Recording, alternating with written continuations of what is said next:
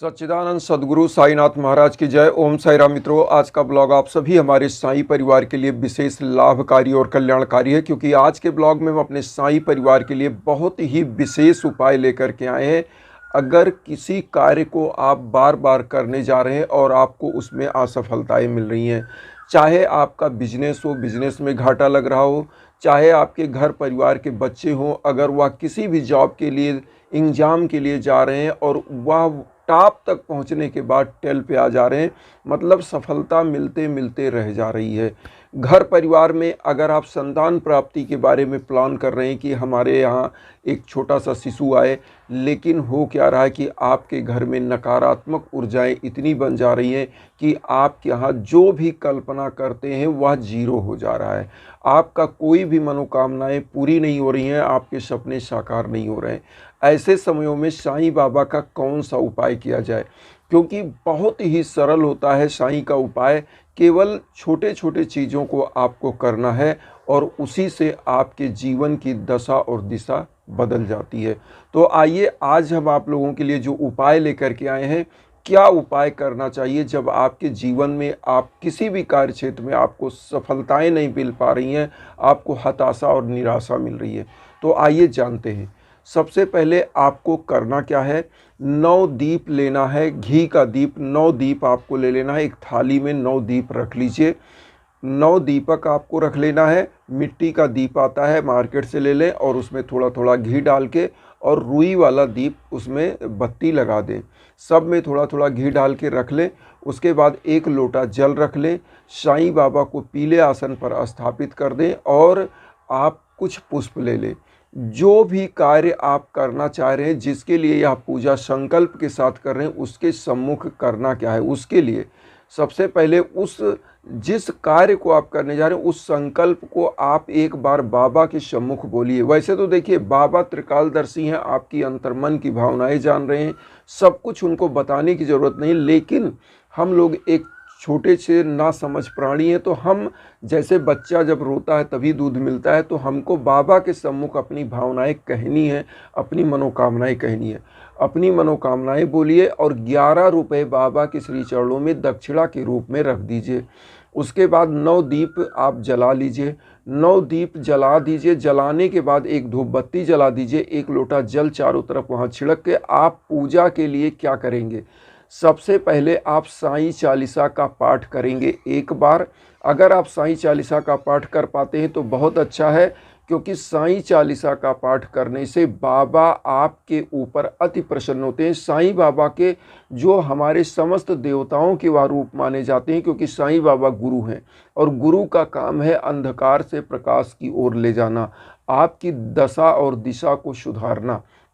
तो बाबा के सम्मुख जो 9 दीप जलाए हैं, आप उसको जला करके यह साईं चालीसा पढ़ेंगे। अगर कोई व्यक्ति के पास साईं चालीसा भी नहीं है, नहीं पढ़ सकता, तो क्या करे, तो आपको साईं बाबा का जो 11 वचन होता है वह आज सबको लगभग जो भी हमारे साईं परिवार है सबको कंठस्थ होगा, याद होगा। नहीं है तो हर किताबों में लगभग मिल जाती है बाबा की 11 वचन। तो 11 वचन को आपको लिख लेना है, या आप याद कर, अगर आपको है तो आपको बोलना है। हम एक बार 11 वचन आपको बता भी दें। बाबा का 11 वचन है, जो शिरडी में आएगा आपद दूर भगाएगा, चढ़े समाधि की सीढ़ी पर, पैर तले दुख की पीढ़ी पर, त्याग शरीर चला जाऊंगा, भक्त हेतु दौड़ा आऊंगा, मन में रखना दृढ़ विश्वास, करे समाधि पूरी आस, मुझे सदा जीवित ही जानो, अनुभव करो सत्य पहचानो, मेरी शरण आ खाली जाए, हो तो कोई मुझे बताए, जैसा भाव रहा जिस जन का वैसा रूप हुआ मेरे मन का, भार तुम्हारा मुझ पर होगा, वचन न मेरा झूठा होगा, असहायता लो भरपूर, जो मांगा हुआ नहीं है दूर, मुझ में लीन वचन मन काया, उसका ऋण ना कभी चुकाया, धन्य धन्य वा भक्त अनंत, मेरी शरण तज लेना आनंद। तो बाबा के 11 वचन में बाबा ने खुद कहा है कि जो आप मांगोगे वह आपको मिलेगा, और ये 11 वचन 11 बार आपको बोलना है। अगर साईं चालीसा पढ़ते हैं तो 1 बार, 11 वचन अगर आपको पढ़ के यह उपाय करना है तो 11 बार 11 वचन आपको बोलना है। और उसके बाद लास्ट में इसी 9 दीप से थाली उठा के बाबा की आरती कर लीजिएगा। उसके बाद इस 9 दीप को, थाली को वहीं स्थापित करके फिर जल ले लीजिए। लोटे में जो जल लिया है इसको चारों तरफ प्रदक्षिणा करने के बाद थाली को उठाइए और पूरे घर में इस दीप को दिखा दीजिए। आपके घर की नकारात्मक ऊर्जा, आपके घर का वास्तु दोष समाप्त होगा और जो लोटे का जल है पूरे घर में छिड़क दीजिएगा।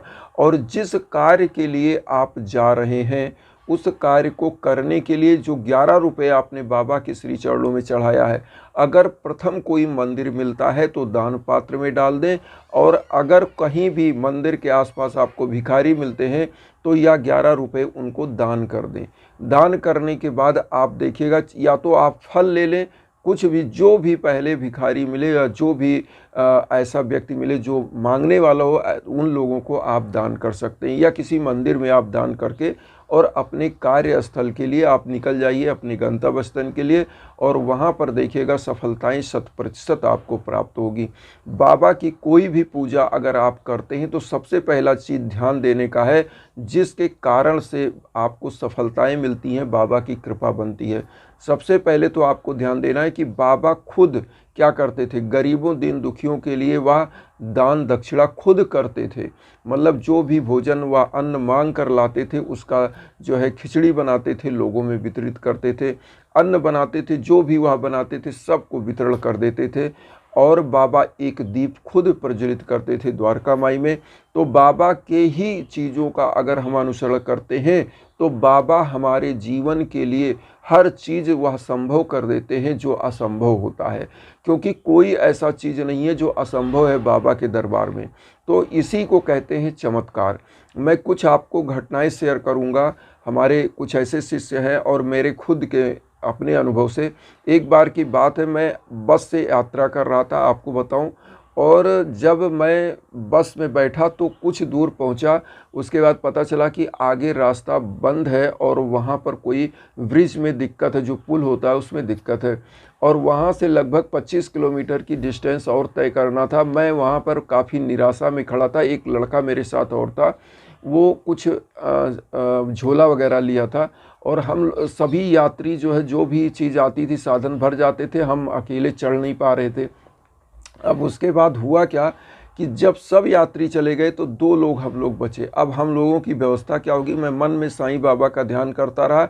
अचानक से किसी अधिकारी की गाड़ी आती है और उसमें अधिकारी होता नहीं, उनका ड्राइवर केवल होता है। वो ड्राइवर गाड़ी रोकता है और बोलता है कि आपको कहाँ जाना है। तो मैंने बोला कि मुझे यहाँ जाना है। उस व्यक्ति ने मुझे बैठाया अपनी गाड़ी में और मैंने उसको किराया भी दिया। वो जो ड्राइवर था वो कहा कि नहीं नहीं सर, हम किराया नहीं लेंगे, और किराया भी नहीं लिया और ला करके मुझे छोड़ा, जबकि मैं उसको पहचानता भी नहीं था। और जहाँ पर वह उतारा वहाँ पर एक शाही मंदिर ही था। उसके बाद हम वहाँ से अपने घर परिवार के लोगों को बुलाए, वहाँ से हम अपने कमरे तक आ गए। तो ये बाबा की कृपा होती है। और बाबा का जो भी मनन करता है, इस कहानी को बताने का मतलब यह है कि जब भी आप कष्ट में होते हैं, बाबा का 11 वचन आप ध्यान रखिए और हमेशा बोलते रहिए, क्योंकि बाबा के 11 वचन में हर चीज़ उन्होंने कहा है। और अगर बाबा का ध्यान आप करते हो तो वह चीज़ सत्यता के साथ चमत्कार होती है। क्योंकि चमत्कार होता क्या है, चमत्कार कोई ऐसी चीज़ नहीं होती कि बिना कर्म किए कोई चीज़ मिल जाती। कर्म तो प्रधान है, लेकिन चमत्कार वह है कि जब आप अपने प्रभु को, अपने परमपिता परमेश्वर को याद करते हैं और वह चीज़ आपको मिल जाती है, आप अपने गंतव्य स्थान पर पहुंच जाते हैं, अपने उस लक्ष्य तक पहुंच जाते हैं। यही चमत्कार है। तो इसी के लिए हम आपसे कहते हैं कि हमेशा आस्था के साथ, श्रद्धा और सबरी के साथ पूजा करिए।